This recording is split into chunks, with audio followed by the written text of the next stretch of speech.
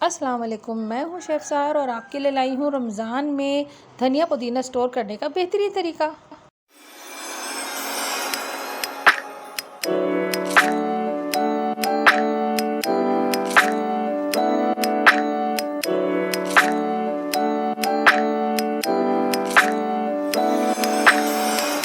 अस्सलाम वालेकुम, कैसे हैं आप सब। आज मैं आप लोगों के लिए लाई हूँ बड़ी ज़बरदस्त बचत टिप, क्योंकि रमज़ान आते ही धनिए और पुदीने की कीमतों में लग जाती है आग और वो इतना महंगा हो जाता है कि पहले रोज़े तक, यानी पहले रोज़े से एक दिन पहले, 2 दिन पहले और उसके बाद अगले एक हफ़्ते तक, 8वें 9वें रोज़े तक रमज़ान में धनिया और पुदीना 50 रुपये फ़ी गड्डी तक पहुंच जाता है। और हम सब बहुत परेशान होते हैं, क्योंकि हम रमज़ान ही तो मनाते हैं।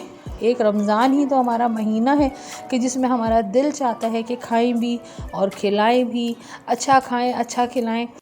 हमारे लिए मुश्किल ये हो जाती है कि छोलों में, पकौड़ों में, दही बड़ों में, समोसों में, चाट में, हर चीज़ में धनिया पुदीने की ज़रूरत होती है और हम मजबूर हो जाते हैं कि हम वो चीज़ें ख़रीदें महंगे दामों। तो आज मैं आपके लिए लाई हूँ बहुत छोटी सी लेकिन बड़ी ज़बरदस्त बचत प्रो टिप कि आपने क्या करना है कि आपने अभी से बहुत सारा धनिया और पुदीना ले लेना है। अब आप सोचेंगे रमज़ान में तो अभी 1 महीना पड़ा है, आप सोचेंगे कि भाई ये तो अभी से क्या ख़रीद लें। आप इसलिए ख़रीद लें क्योंकि आपने अभी से इसको ख़रीद के बहुत सारा ले लें। आप समझिए तो 100 रुपए का धनिया और 100 रुपए का पुदीना आप ले लीजिए। समझ लिए आप 10 गड्डी धनिया, 10 गड्डी पुदीना आप ले आइए बाज़ार से और ला के देखें। अभी ये हरा है, इसको आपने खुली हवा में रख देना है, ठीक है। अच्छा, इसको खुली हवा में मैंने रख दिया था तकरीबन आधे दिन के लिए। थोड़ा सा ये मुरझा गया बेचारा, क्योंकि ज़ाहिर बात है अब गर्मी शुरू हो गई, कराची में तो स्पेशली गर्मी शुरू हो गई, तो अब ये मुरझाने से इसके कोई मसला नहीं है। अब मैं इसकी गड्डियाँ खोलूँगी और इसकी ये मैंने बहुत बड़े बड़े बंडल, एक बड़ा सुपर स्टोर है कराची में, वहाँ पे बहुत बड़े बड़े बंडल आते हैं, तो वहाँ से मैंने ले लिया। आप सब्ज़ी मंडी से, सब्ज़ी वाले से, कहीं से भी ले लें। पुदीना भी इसी तरह से लिया मैंने, कोई ये 9 गड्डियाँ, यानी एक गड्डी में धनिए की 3 गड्डियाँ, तो 9 गड्डियाँ मैंने ये ले ली और पुदीने की भी मैंने इसी तरह से 8-9 गड्डियाँ ले ली। और अब सबको मैंने खोल के आधे दिन के लिए रख दिया है। अब मैं इसको एक एक को खोल के और अगला स्टेप की तरफ चलते हैं। तो जी अगला स्टेप ये है कि धनिया को नीचे से हमने गड्डी में, आप देखें जितना हिस्सा मेरा मुट्ठी से बाहर है ये हिस्सा हमने काट देना है धनिए का। अभी मैंने इसको धोया नहीं है, पानी नहीं लगाया, कुछ नहीं किया, सिर्फ इतना हिस्सा जो ज़मीन से जुड़ा हुआ होता है ना, बस इतना समझना, 1-1 इंच, 1.5 इंच के करीब मैं इसको काट दूँगी। और पुदीने के पत्ते साफ़ कर लूँगी। पुदीने की डंडी कभी भी नहीं रखी जाती क्योंकि वो बहुत मोटी होती है और थोड़ा सा कड़वाहट ले आती है चीज़ में, जबकि धनिए की डंडी जो है वो सॉफ्ट होती है और वो आसानी से गल भी जाती है। पुदीना अभी थोड़ा सा हरा है, मैंने इसको रखा आधे दिन के लिए, उसके बावजूद ही हरा है, लेकिन कोई मसला नहीं है। इसकी भी गड्डियाँ खोल के और इसके पत्ते अलग करूँगी, जबकि धनिए को नीचे से काट दूँगी।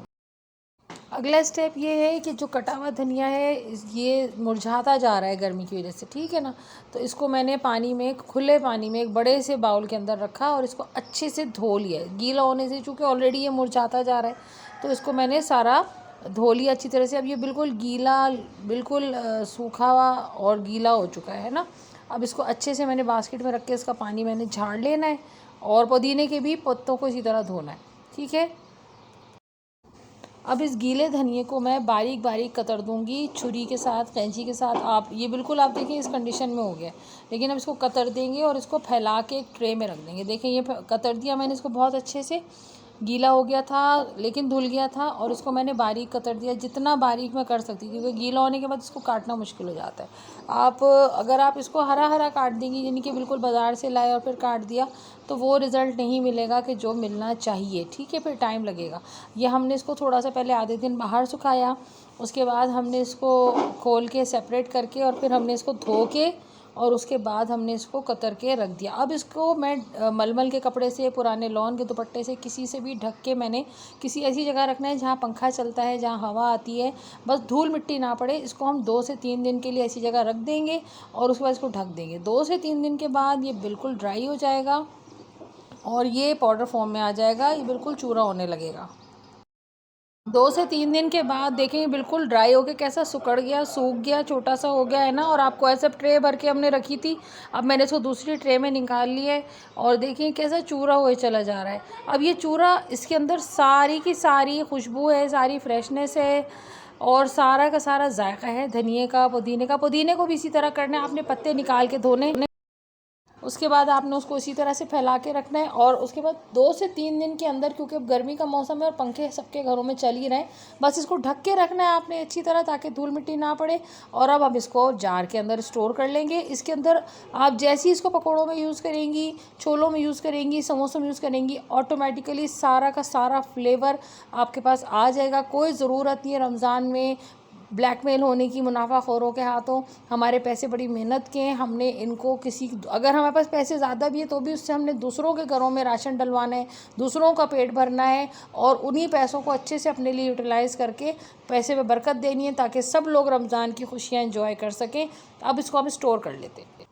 बस ये हमारा स्टोर, अब इसको हम जार के अंदर स्टोर कर लें, किसी भी जार में कर लें, शीशे के जार में कर लें, प्लास्टिक के जार में कर लें, और देखिए बड़े आसानी से स्टोर हो जाता है। मज़ीद ग्राइंड करना चाहें इसको ग्राइंडर में कर लीजिए। रेसिपी कैसी लगी, टिप कैसी लगी, पसंद आई, लाइक कीजिएगा, शेयर कीजिएगा, चैनल ज़रूर सब्सक्राइब कीजिएगा, ताकि मैं आपके लिए अच्छी अच्छी रेसिपीज़ और टिप्स ला सकूँ। अल्लाह हाफ़िज़।